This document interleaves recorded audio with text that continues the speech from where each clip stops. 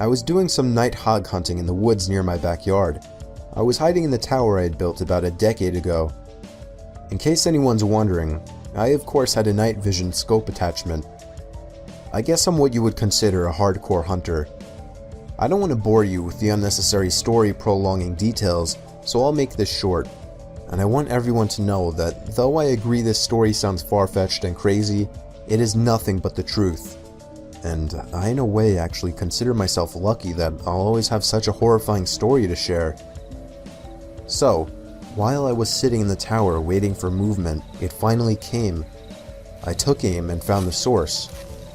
But it wasn't at all a hog, or any kind of animal I was expecting.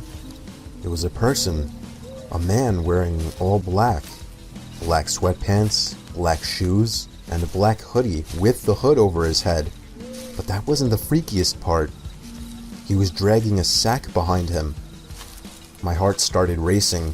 I was pretty sure I was witnessing this guy trying to bury a body. I continued to watch him, but then he slowed down, and I swear to God, it looked as if he turned his head up to me. I ducked down under the wooden walls of the tower, shaking in my boots. Yes, I had a gun, but just the idea of using it against a person is horrifying. I lay low, praying to God that he hadn't seen me. It wouldn't make sense if he could, though. It's practically pitch black out here, or at least that was my logic. Seconds felt like an eternity as I waited for the footsteps in the leaves to move elsewhere, but I didn't hear any footsteps. All I heard was the sound of a foot hitting one of the wooden planks on the ladder of the tower. I felt the entire tower vibrate and shake as there were 2 more steps moving up the ladder. At this point, I was asking myself deep down, am I going to be able to shoot someone? But for some reason, whoever was down there decided not to climb all the way up, as I heard them jump back down to the forest ground and began dragging the sack away.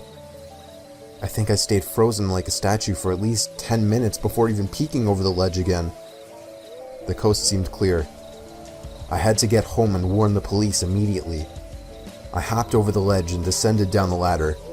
I turned on my pocket flashlight, which in hindsight was a stupid move considering the situation, and ran back in the direction of my house.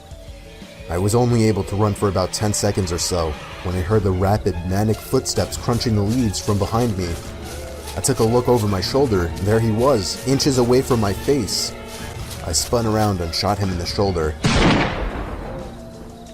He stopped and screamed in agony, and I took that moment to finish my dash to my house. Again, in hindsight, I should have held him hostage somehow, but that doesn't even matter now.